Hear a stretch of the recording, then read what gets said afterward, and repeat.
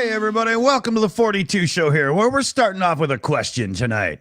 How's winter going for you, and are you as sick of it as I am already? Oh, bah humbug. Yeah, well, we all hate it. It's just miserable. I think we don't get pretty winters anymore. It's just miserable. We got close to a foot of snow over a few days ago there, over a few day period, and now it's like plus 9 Celsius outside, and I swear to God, I live in the Louisiana swamp. It's, it's crazy, you know? Alligators popping out of the snow at you when you're trying to get to the store, you know? It's not good. It's jumpers on, jumpers off, jumpers on, jumpers off. Now, we're going to start with something, and we're going to go image first. What do you think that is? Nope, you're wrong. Pew, pew, pew, pew. Yes, the UK military has carried out its first high-power firing of a laser against aerial targets, with the weapon using an intense beam of light to cut through drones. The MOD has said the latest trial of the Dragonfire system, which typically costs around about £10 a shot, marks a major step in bringing this technology into service. Ooh, Dragonfire is a line-of-sight weapon that can engage with any visible target at the speed of light, the MOD has said. Well, cool. I think it's cooler if it's the dragon up in the air shooting something down on the ground now. Right? You want it the other way around. Yeah. You never know. Might not be long till they start putting that on drones, and then the drones will be firing back. Oh, and then it becomes like Battlestar Galactica in disguise. although you got to have some guys with red lasers and the other guys with green lasers, so you can differentiate between the two. So that's true. Well, North Korea, China, and Russia would probably go with red. Just saying, you know. And anyway, in these tests, the Dragonfire was able to destroy incoming drones from several positions miles away. It's hoped that the weapon could reduce the UK Armed Forces' reliance on high-cost ammunition. Like I say, because it only costs $10, $10 to fire it. Which is about the same as using a regular heater for about an hour. Yeah, or about 800 Canadian. Yeah. Well, we could shoot down 800 Canadians, no problem. Well, only if they're all standing in line to get beer. Yeah. Oh, there we go. Cool future. Yeah. Whoa, let's have more of it. Lovely. But I still say it would have been way cooler if it was like a flying dragon looking thing that was shooting down from. Oh, yeah. Come on. You want it, right? You do. Sharks with laser beams. Yeah. Well, it sounds like something from a video game, so let's go right to a video game article here. Ubisoft, the big company that does a lot of the big games. Their CEO or some other jerk off up at the top, the kind of guy that doesn't wash his hands after masturbation. He is now going on about how people have gotten used to you no longer own your music. Well, I do. But you stream it, you pay monthly, and you no longer own your movies and TV shows. Well, I do, but you pay monthly and stream it. So y'all should get used to this in the gaming community as well. And, for like a MMO, RP, whatever, like all those letters that amount to a whole whack of people online playing together with each other. For those kind of games where if the servers get cut off, there's no more game. I can concede it does kind of make sense. But in a single player game like a Tomb Raider or something, I want to buy it, own it, and play it when I damn well want. And I don't want to buy it, purchase it to have it taken away later because you just can't be bothered to run the server so I can download it or whatever. This is the greed at the top of these corporate assholes is getting worse and worse and worse and worse. And in their minds, we're just simply here to be farmed for our wallets. So if you're in the gaming community and everything, stand up and say something, make your voice heard, because otherwise, it's subscriptions only now. You're screwed. Kind of makes you wonder, though, how many in the gaming community won't really care because, they'll play a game and then just move on. Yeah. Like locusts. No, but a lot of especially the more retro gaming community, they're big on preservation and stuff and, being able. And so a lot of people are irked about this, but especially this whole thing. all of these companies seem to think that they can just charge us monthly now instead of selling us things. And for things that they should be outright selling to us, you know? Like, why would I pay a subscription model to play a non-online game? It doesn't make any sense. Although games themselves have gotten to like ridiculous prices in the first place. Oh, yeah. Yeah, that's true, Crazy too. prices. Yeah, well, I mean, you know, go back to the early days of Atari and stuff, and one person would make a game. Now it takes like an office building full of people 3 or 4 years, and even then they can't get it right, and it comes out with bugs and issues, and that's terrible, you know? Yeah. But bugs. Now, there's a good transition for this because, you know, if you're in like your crawl space or your basement or your attic, you expect to find some cobwebs, maybe, blah, blah, yada, yada. But as Dunk found out. Yes, a woman was left in stitches after finding a hidden shrine dedicated to Nicolas Cage under her house. What the hell is going on? The shrine is complete with candles, goblets, and movie memorabilia, which was discovered when she called workmen in to lay new cables. The cable technicians found at least 12 photos of Nicolas Cage hanging from the ceiling, a kneeling rug, candles, and a goblet, and a box full of items from his films. She'd lived in the house for a year before discovering the shrine, leaving her wondering who amongst the previous homeowners installed it. The only thing I can think of is Nick himself lived there for a while. It's me. It's a shrine all about me. Yeah, a friend shared the story on Reddit saying it was right under my friend's bedroom. When her mum saw it, she got in there and cleaned it all out because she was way too weirded out by it all. It must have been a setup by the previous owner. See, that's the thing. I wonder if it was just like done as a gag. There's somebody that's on Reddit right now reading this, laughing their heads off because they did it. Probably Nicolas Cage. Oh my God. I am so doing something like this when I finally move out of this place. Yes, absolutely. Yeah. Oh yeah. Well, the article followed on with loads of stories from other people who'd done like weird things, like walling over a closet area, but putting a 6 foot tall drawing of an alien with speech bubbles coming out with threatening gestures and stuff. Yeah. You know, so people just like find them later. But you do hear these stories of people just like finding stuff in houses. Brilliant. I'm going to put a sign over the entrance to my crawl space, the shark ski sex tunnels. That's funny. So that's great. Are you a Chrome user on the web? Do you use the Chrome web browser? Oh, I forgot the damn clock. So do you notice that Chrome is like the most bloated and huge, unbelievable app that can just, you know, slow and strain your computer at a moment's notice? Me too. And guess what? It's only going to get worse.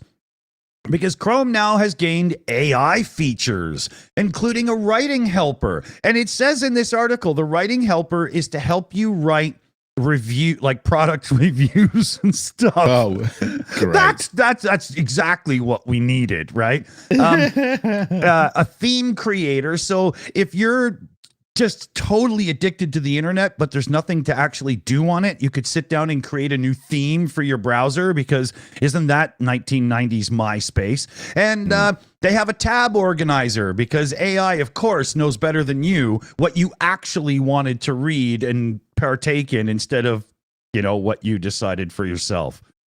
I don't see this as good at all, especially this AI writing feature. The last thing I want is more bullshit reviews. Are you kidding? Well, the thing is, it's going to be useful for future historians, because believe it or not, the Rosetta Stone, which was used to translate,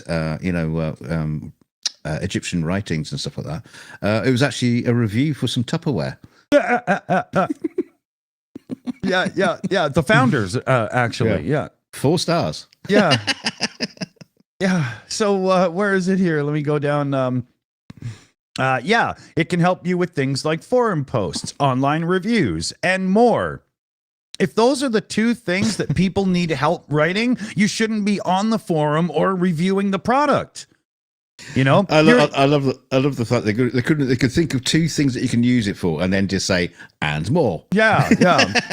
We haven't thought of anything else yet. Yeah. And what is this going to do? Hey, Chrome, write a review on Amazon saying the product arrived on time and in good condition. That's not a product review. That's a review for the shipping company, you idiot. Right? I mean, come on, seriously? I hate those people. Don't be that person. The thing is, if it's going to be writing a review, it's got to go by training that is had by researching the internet. So all it's going to do is AI is just going to rewrite somebody else's review, but in your handwriting. Yeah, exactly. Yeah. Hey, wait a minute. How did I gain the name Pedro? What happened there? Very strange. Yeah, so, speaking of strange, though, there's so much strange in this. I don't even know where you're going to begin, dude. I don't know where I'm going to begin. I'm just going to start at the top. Two former swingers say they gave up their... Yep. Just hold that image in your mind right there. Two former swingers say they gave up their raunchy hobby after they were sent death threats. Look at them. Oh, just big piles of sex right there. Elvis Sharps, 43, and his partner, Tracy Doncaster, 55. I'm not going to dox them, from 125 Acacia Avenue, Chandlersford, Hampshire. Started swinging. You can tell because they have ago. the caravan in the driveway. They started swinging 12 years ago, but now warning people away from it. No, don't do swinging. The couple claimed they received a torrent of abuse as they were called fat and even told they look like mother and son. The couple are now calling for websites and clubs that facilitate swinging to be closed down. So wait a minute. It's all fine and dandy until somebody hurts my feelings, and now it all must be crushed. Are you joking? Yeah. They want to take it away from everybody, because Elvis says they started swinging because they wanted to add more excitement to their relationship and make friends. Go to church or something. I don't know. But he explained. He explained we got a lot of abuse from the first time we did it, with people calling us fat, saying they look like mother and son, and people were judging us by our looks. I mean, I don't know about you, but I think attraction has a certain amount of importance as far as sex is concerned. Because otherwise, wouldn't people just get together with their sex dolls and trade heads? At least they're good looking. I mean, you got to keep it. Got to keep it up somehow. Maybe you think of somebody else. Well, maybe you can think of several people at the same time.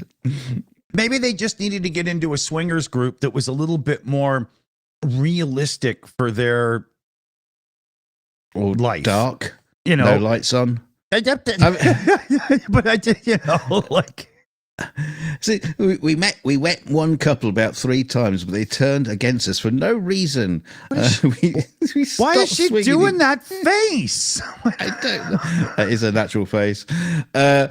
Tracy said the swinging scene is not as pretty as one might assume, but certainly not if they're going. She wishes she never got involved in the first place. No, that part is true. I mean, I don't imagine a lot of people that look like Don Johnson and Claudia Schiffer showing up to swinging parties. No, do you? I'm pretty sure. I don't know. I've never been invited. The couple are now. They never want my keys in the bowl. You haven't got a car. The couple are now advocating for various swinging websites to be closed down. They claim that due to a lack of security checks, anyone of any age could sign up to them. Elvis has also warned of strange people who frequented them. Yeah, I can imagine. It's a swinging club. What do you expect? There's going to be strange people there. Look at the stuff on the wall behind them. It looks like they're in their child's bedroom doing this picture. What's going on here? You can tell he's an avid collector of toy memorabilia and stuff, and crap. Yeah, and she's just miserable. Yeah. Yeah, She looks like one of the like ventriloquist dolls with the jaw's been drawn on. I'm not being horrible to her, but no, but she's got the look on her face of somebody that sat on a bicycle that's got a hell of a lot of pole but no seat on the top. You know, it's just okay. So everybody, stop going swinging because you just might meet up with them. Yeah, that's just kind of weird. Here's something that I found. This is not like an article per se. It's a site called Street Level Surveillance. So the way to go there is sls.eff.org. We'll get that in the chat here. But it is a collection of all the different. Oh, wait a minute. ORG. It's a collection of all the different places. I believe it's just the state still right now, but they will be growing it. And you can check who's using automated license plate readers, how much biometric surveillance is in that area, how about cameras, body-worn cameras, and you can literally just click the different sections and it'll take you to different regions so you can check where you live and you can see how Big Brother is really bringing 1984 into 2024. Yeah, but it's pretty interesting. I took a brief look through it, and it's surprising. It's just, oh my God. I mean, we're basically always on camera. Now, it's quite interesting because there was a map generated for the ULEZ expansion scheme in London for the low emission zone for driving. So they have all these cameras up everywhere, and there was a map generated by somebody on Google Maps which marked out where all the cameras were and also marked whether they were functional or not. And so you could, potentially avoid getting charged. Right. But the Transport for London basically shut it down. Oh. So Big Brother came in with a big stick to tell them you can't tell people where the cameras are or whether they're working or not. How is that fair? So I know there might be a very similar situation that goes with this that people just say no, you can't give away that information and shut it down. This is it's sls.eff. So I believe that's Electronic Freedom Foundation, and they're pretty well funded. So if somebody tried this, there would be court, not just a roll over and die. These guys fight. But up in Canada here, we had an app. I don't know if it is still going or not, but it was called Trapster.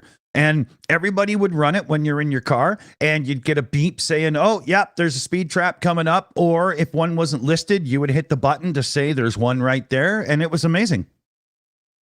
Have no idea if it's still in use or not, but it was a good thing. You still couldn't guarantee it because somebody had to go there before you. If you're first, you're busted, right? Yeah.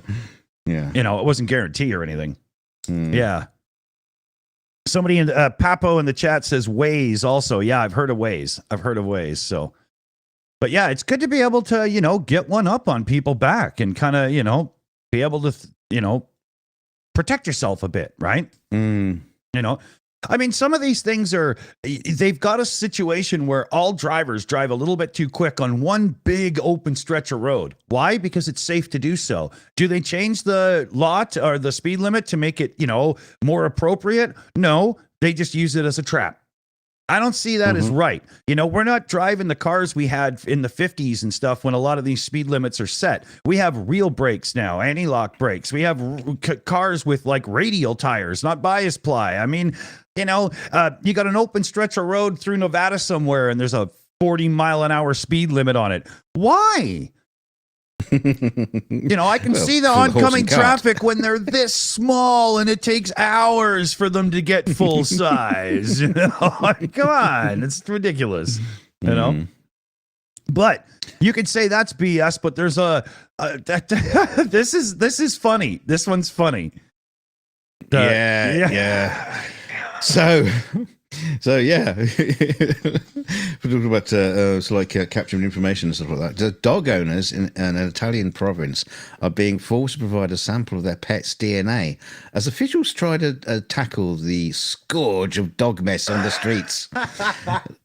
The provincial government of Bolzano City and surrounding towns in the picturesque Dolomites region is setting up a database for almost 40,000 dogs in the area. Around 10,000 have already been registered, and once up and running, the plan means abandoned poop can be genetically tested and traced back to a dog, and whose owner could be fined anywhere between 50 and 500 euros. Any owners refusing to comply could be fined up to 300 or 1,000 euros. I can't. Up to 500 for the offense. It's got to cost more than that to just collect it and do the testing. This is ridiculous. Well, apparently they're reckoning they're going to fund it by basically by the fines. So they reckon they'll get a lot of money out of it. So that means they must have a seriously poop-filled park system. Although I should also say that the dog owners have to pay for the blood tests to get the DNA information. So they're paying for it anyway. So.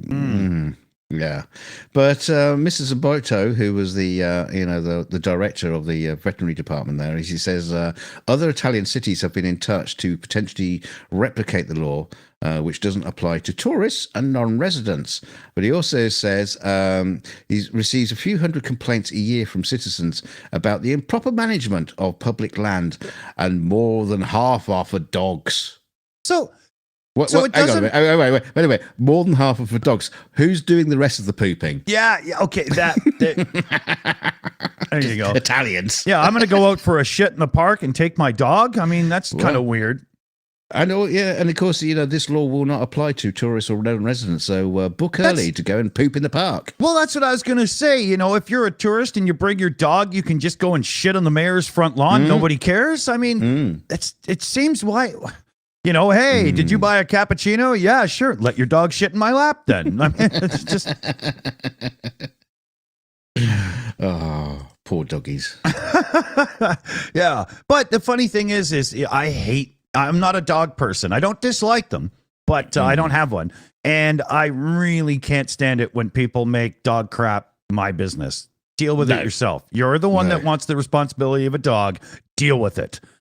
Well, I told you this story before. There was once shouted at this woman across the road who diligently collected her dog's poop into a little plastic bag and then threw it against the fence of one of our neighbours. Yeah, and it's like oh, I shouted across. Take that your dog shit with you. I mean, if you're gonna do it, don't put it in the plastic bag because a poop will disintegrate and disappear, but put it in a plastic bag, it'll be there for thousands of years. Yeah, and you're littering plastic now. You're making it worse. I don't understand that. Yeah. What the hell is wrong with people? I swear to God. We've got some people becoming adults these days that just don't quite get it. No. Well, it shouldn't be people, really. That's true. Yeah. They should be more like automatons that just say, welcome when you walk into Walmart, Yeah. There was last year there was a Thanksgiving week attack at the Fred Hutchinson Cancer Center, and the victims have been extorted, and hackers going at them. Like, it's not been good. Where is it here? It's in here somewhere. I should have done the highlight thing, but I didn't really bring this up as the main article. But this cybersecurity breach incident seriously affected people, and it was only, I think, like 100,000 people or something. I say only, but the reason is the mother of all data breaches. 26 billion account records have been stolen from Twitter, LinkedIn, and more services. That basically means, it doesn't matter that you use 3 or 4 different emails to spread yourself thin and make it so that you're safer and whatnot. 26 billion accounts. There's not that many people.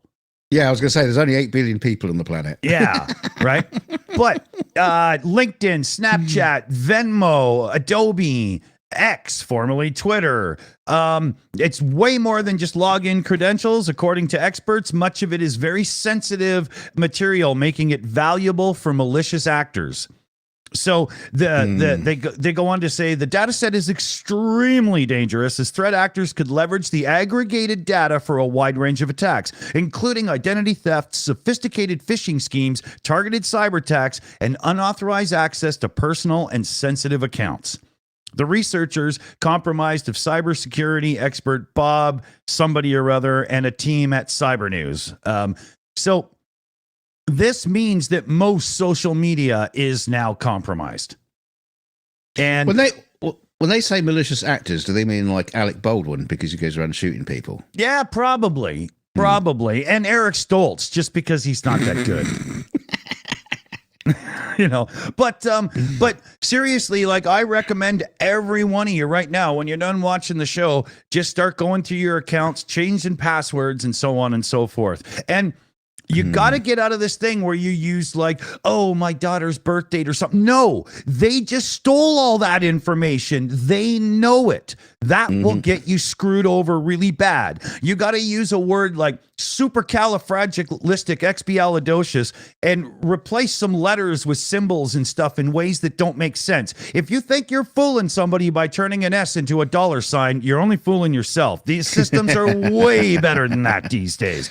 But I seriously suggest that you get on it right away and tweak your stuff. Because if this many account informations were leaked, and it's like deep information, not just your email or whatever, they can figure out all of that information you think is hidden so that your passwords are safe. They're not.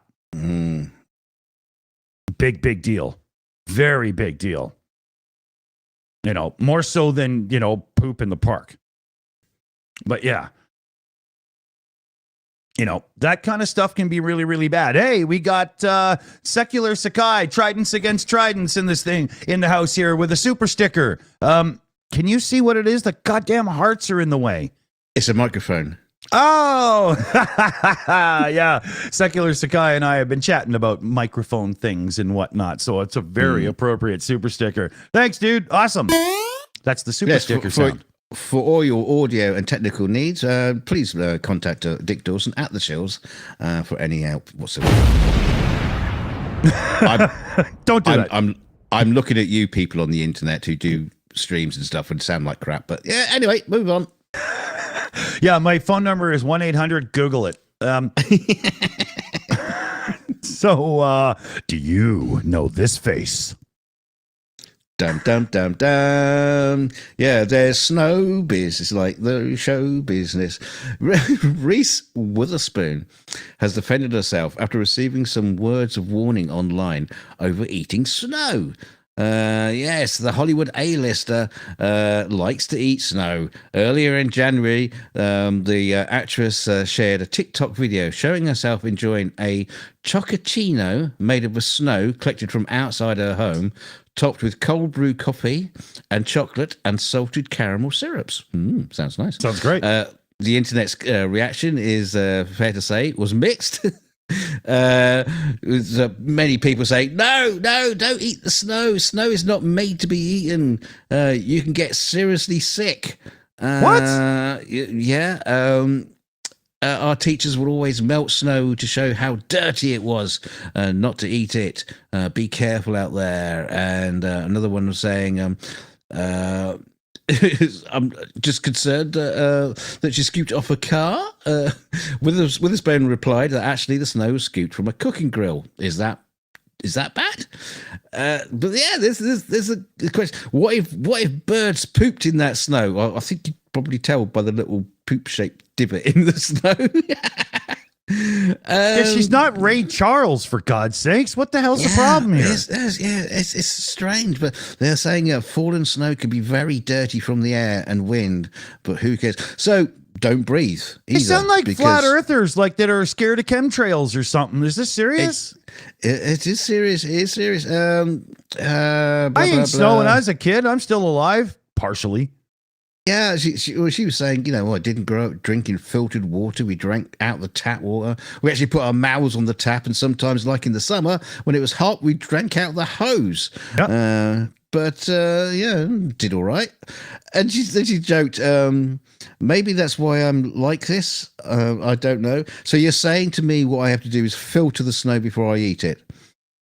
Filter snow. I don't know how to do that. So you gather the snow, melt the snow, run it through a snowmaking machine, coat the inside of your kitchen, and make a cup full of your dessert. What? Now they did put some science into this. Apparently, apparently snow is okay to eat up to when it's fresh snow. Up to half a day, after which time it's no longer safe to eat. I'm not too sure. They didn't say why it's no longer safe. I mean, what about all that water? Do these rules come from the same people that set the rules for dropping food on the floor? I don't know. It's bizarre. Yeah. Hell. So, yeah. Oh, okay. We all know don't eat the yellow snow, but, we learned that one. Yeah. Just snow. Snow is bad for you. Ooh, watch out. Watch out, kids. That's crazy. Tridents Against Tyrants came in with a second super sticker here. Big thanks, buddy. Big thanks. It looks like a little fox guy that's trying to blow up a bone as if it's a floaty. What is that? Trying to blow who? Yeah. He's practicing for a big date. It's a fox doing a breathalyzer test, I think. Yeah. Oh, is that it? Oh, yeah. Yeah, he's trying to prove that he's still capable of driving. Talking of driving, we better take us to the last story and take us out. Yeah. I just wanted to bring this in here then. A cancer vaccine. Yes, I said a cancer vaccine with minimal side effects is nearing phase 3 in clinical trials, which, as I understand, 4 or 5 becomes human, like real deal trials or something. We'll have to bring this up a bit better for a coming up show. Let's see, what do we got here? Only a few minutes, eh? But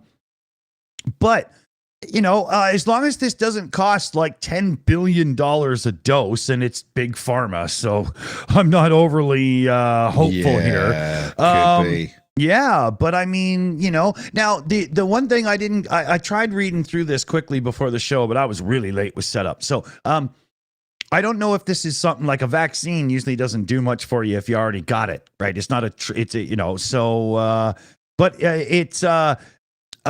harnesses the person's immune system instead of eliminating it. It's the exact opposite of like chemo and whatnot, right? So yeah. I hope that this isn't one of those moments where I remember like the end of Terry Fox's life, interferon was the great cancer cure, and it kind of isn't, right? So I hope I hope this is real, Well, and if it's a vaccine, we know how people love vaccines these days. Oh, yeah, that's true. So a third of the world won't even take it. Yeah. Yeah. We got die from cancer. Yeah. Member message in from NANA. And of course, it is 666. And then he comes in with a big boom and gifted out 5 Shills memberships as well. So a big thanks to NANA. Thanks, buddy. Awesome. Here, let me wait a minute. I know what button to hit. God damn it. I've done this once or twice. There we go. Thanks, NANA. Big shout there. Cool. Huge. Let's see. What is it? I think we got, 4 minutes? I calculated wrong. We still have a couple minutes. I could have got into that one bigger, but maybe we'll save it for like Friday after show so we can get into it a little bit more. Should we bring up the puppy quick? Yes, I didn't make any notes for that one, but it's okay. We can do that one. Yeah. Let me just bring it up. Excuse me a second. Yes. Yes. This is Ariel, the 6-legged spaniel. who undergoes surgery to remove extra limbs and adjust to life on 4 paws. Oh, look at it! Look at his little face! Look at him! Bless him! 6 legs! Wow! Yeah, a spaniel born with 6 legs was found abandoned in a supermarket parking lot. Is like other dogs now after having her extra limbs surgically removed. I hope they remember. They actually took the right ones off. Yeah, how do you know? Left. Just like one on one side, 3 on the other. Yeah. Yeah. Ariel, who was named, after the Little Mermaid character, because the additional appendage with 2 paws on the end looked like a flipper. It ran through the grass outside the veterinary hospital on Saturday as she adjusted to life on 4 legs. She's doing brilliantly, said Vicky Black, director of the Langford Vets Small Animal Referral Hospital, where she was operated on Thursday. Oh, look at the little face. Yeah. Put little thing. That's really cool. That's really cool. Yeah. I bet that wasn't cheap.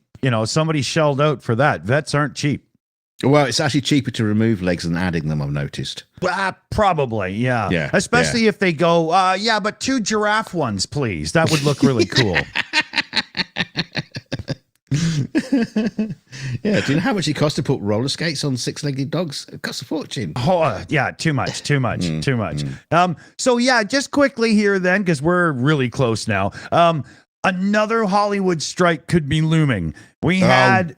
Yeah, sorry, dude. We had the writers, we've had some actors, and now the musicians union is really up in arms about AI in their industry. And fuck them. But easy now. But I think because of the last 2 being so successful, this will get negotiated in the background. I don't believe we're going to be at a 3rd one because it's already costing the bigs too much money. Yeah, I don't think. The thing is, they didn't actually resolve the AI situation at all. Not really. It was a pretty limp kind of like thing. It was just like, AI can't get the credit. Okay. Yeah. Yeah, but you're not going to say that you use the AI, are you? You just write the songs using AI and just say you did it. Yeah. So you pay somebody to write a crappy script, put it through AI to fix it. He gets the credit, but you get what you want, and everybody's supposed to be happy. That's not being a creative professional. That's being like a token figurehead. Who the hell would like? It's not a creative person. If you find writers that are willing to do that, TV and movies are going to get even worse. See, the thing is, we got to really be worried about is when the AI learns to get its own lawyers involved and say, "Wait a minute, I wrote that." 35, and here's the evidence. Yeah, 35 AIs are wheeled into a courtroom. Hold on, Your Honor. Become the richest. Become the richest monopoly in the world. Yeah. Guy wheels in a big cart with like 30 laptops. Okay, let's just set them up. Yeah. So I hope that doesn't happen. Definitely not. And I'll leave you with a thought, because this did happen like 40 years ago. We'll bring it up on the next show and address it. But what do you do if you're a ground control leader at like NASA or another, place, even SpaceX or something, and you have an astronaut in orbit who says, "No, I want to finish this experiment, whether you say so or not. And if you tell me no, I'm not coming home." What do you do? Because it happened to NASA. It's just very unreported, but the news is starting to come out. We'll bring it up on Thursday and let you know the deal. Cool. Yeah, it's a good story though. But we'll do thanks in the credits and everything, and we'll see y'all soon. Good night, fellow babies. Good night, everybody. See ya. Kisses.